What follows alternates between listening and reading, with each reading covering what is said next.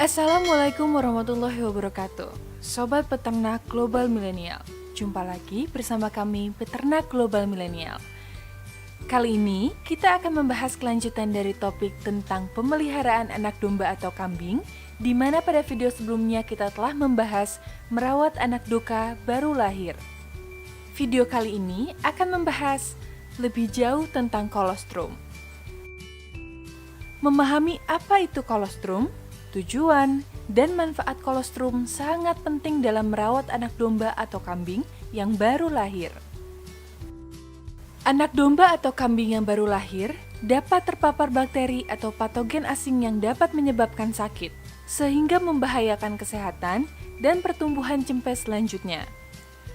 Hampir 20% kematian anak domba atau kambing biasanya terjadi sebelum disapi, di mana hampir 80% dari kematian tersebut dapat terjadi selama 10 hari pertama kehidupan. Anak domba atau kambing yang baru lahir memiliki cadangan energi yang terbatas dan memerlukan akses cepat ke kolostrum untuk menjaga suhu tubuh agar mampu bertahan hidup, terutama yang lahir saat cuaca dingin. Anak-anak domba atau kambing yang baru lahir tidak menerima dukungan kekebalan dari induknya saat dalam kandungan. Jadi, memberikan susu kolostrum atau pengganti susu kolostrum berkualitas tinggi pada jam-jam pertama kehidupan sangat penting untuk menjaga kesehatan dan perkembangan cempe berikutnya. Semua hewan mamalia, termasuk ruminansia, menghasilkan kolostrum. Kolostrum adalah susu pertama yang kental dan kekuningan yang diproduksi oleh induk pada akhir kebuntingan dan selama sekitar 5 sampai dengan 7 hari setelah induk melahirkan, tergantung dari ternaknya.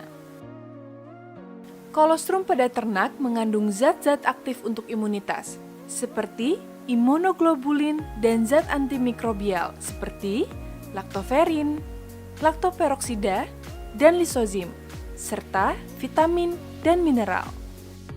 Kolostrum sangat padat nutrisi, tetapi yang lebih penting, mengandung antibodi yang bermanfaat dan hanya diproduksi dalam waktu singkat. Kolostrum juga mengandung tingkat energi yang tinggi untuk membantu anak domba atau kambing baru lahir agar tetap hangat dan meningkatkan perkembangan sistem pencernaan dan pernapasan. Kolostrum memiliki 3 manfaat atau fungsi yang sangat vital bagi anak yang baru dilahirkan, yaitu pertama, fungsi pencahar atau laksatif, yaitu untuk membantu pengeluaran mucus atau lendir yang melapisi saluran cerna anak yang baru dilahirkan sehingga mampu menyerap nutrisi yang dikonsumsi. Kedua, fungsi nutrisi, yaitu sebagai sumber nutrisi terutama energi karena anak yang baru lahir memiliki cadangan energi relatif rendah.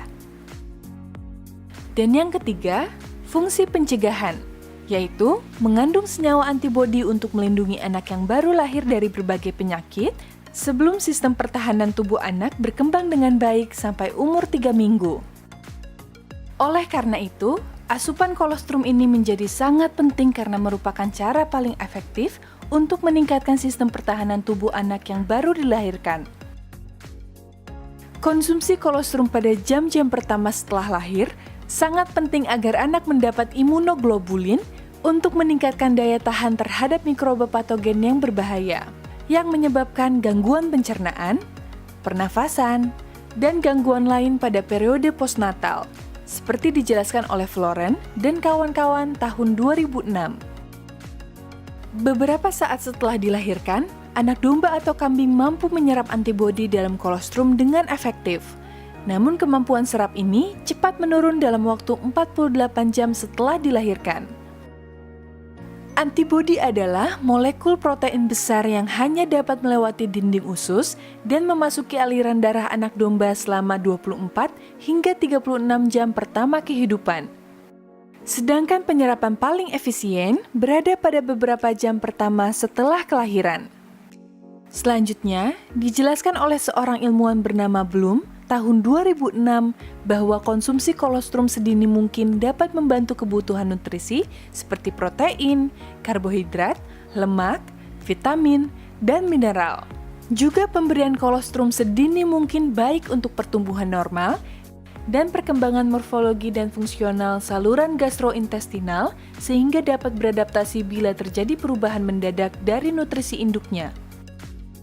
Berbagai penelitian menunjukkan bahwa induk ternak menghasilkan kolostrum sangat bervariasi, baik kuantitas maupun kualitas. Induk yang lebih muda cenderung menghasilkan lebih sedikit kolostrum dibanding induk yang lebih dewasa. Pemberian nutrisi yang tidak mencukupi pada induk di masa akhir kehamilan dapat menurunkan kuantitas dan kualitas kolostrum. Menurut hasil penelitian, tidak ditemukan perbedaan dalam jumlah dan kualitas kolostrum yang diproduksi oleh domba betina dengan skor kondisi tubuh atau BCS berkisar antara 2,5 hingga 3,5. Konsentrasi imunoglobulin dalam kolostrum menurun dengan cepat setelah melahirkan. Sebuah penelitian menunjukkan bahwa konsentrasi imunoglobulin dalam susu induk domba betina berkurang secara bertahap setelah melahirkan. Oleh karena itu, semakin cepat kolostrum dikonsumsi anak baru lahir, semakin baik. 30 menit dianggap optimal, sedangkan 18 jam dianggap suatu keharusan.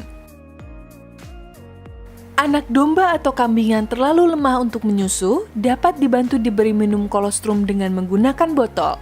Jumlah kolostrum yang harus diberikan kepada anak domba atau kambing adalah 10% dari berat badannya pada saat mereka berusia 24 jam.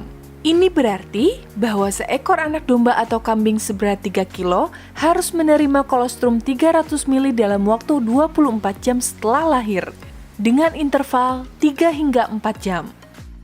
Sumber kolostrum terbaik adalah dari induk domba atau kambingnya sendiri atau induk lain yang baru saja melahirkan. Jika ini tidak memungkinkan, kolostrum segar atau beku dari induk betina lain yang sedang melahirkan dapat diberikan.